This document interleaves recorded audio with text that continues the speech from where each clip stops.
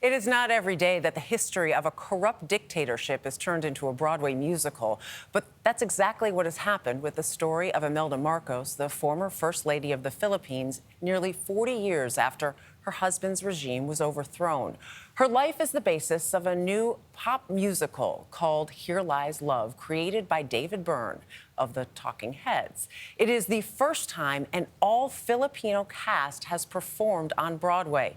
In this preview, Imelda arrives in Manila and witnesses the popularity of her future husband, Ferdinand Marcos, played by Jose Llana. Take a look.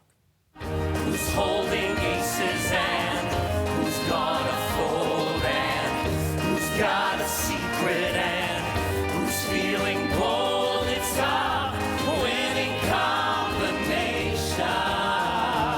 If a lady understands that the king and the queen of hearts could be a perfect hand, And Jose Llana joins us first on CBS Mornings. Welcome. What an amazing performance you all gave. I was so blown away and surprised by it.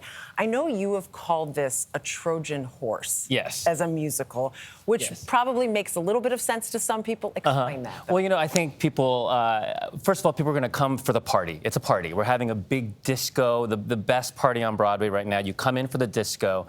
And but then you leave with a little bit of a history lesson. Yeah. You know, a lot of people don't know very much about the Filipino history, about martial law. And I think our goal is to have a great time, come and dance and come wear comfy shoes and dance.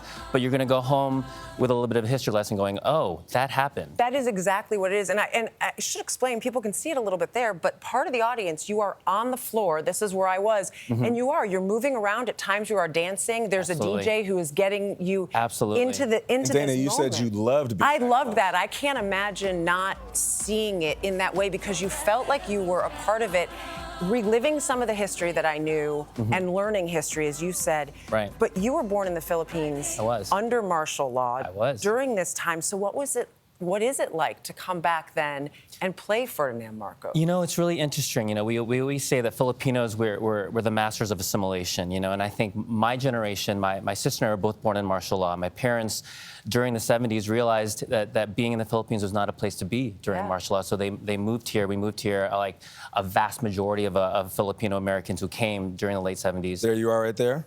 There we are. That's my mom. Oh, I love that photo of my mom.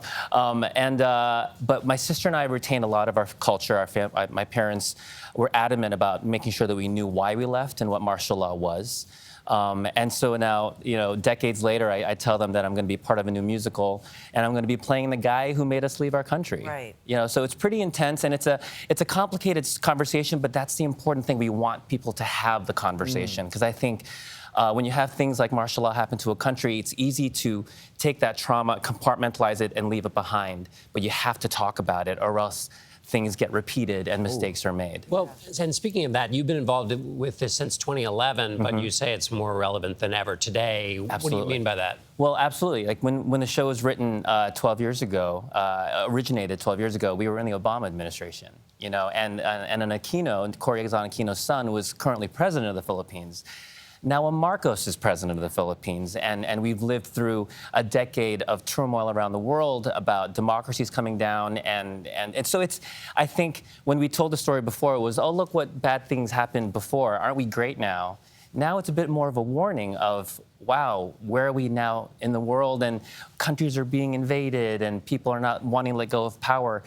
Those conversations and those situations, it's a cycle that happens over and over again. Bad things are always off stage. Exactly. Yeah, more relevant than ever. It's true.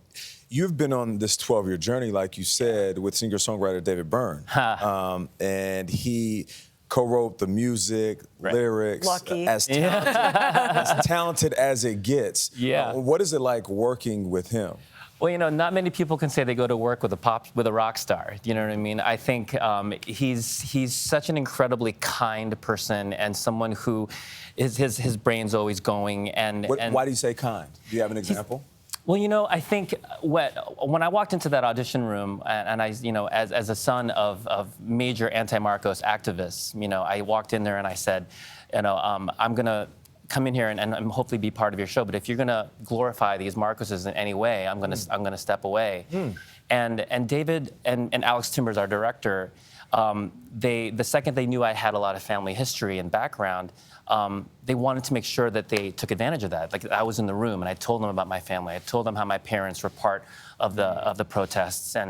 And his kindness is that he wanted to respect the Filipino people. He did numerous trips to the Philippines to do his research, and most of the lyrics in the show are taken directly from transcripts that Imelda and Ferdinand actually said. So he wanted to tell the story, he wanted to be honest about it, and he wanted to honor the legacy of the Filipino people, which is why the show ends with a People Power Revolution of 1986. And it's a really, really powerful, beautiful moment. I cannot tell you again what a beautiful. Thank Go see it. Yeah. Go Thank you so see it much. if you get a chance. Run, don't Come have a walk. party. Come for the party. Thank you. Yeah, come to the party. Wear comfortable shoes. Here Lies Love, currently playing on Broadway.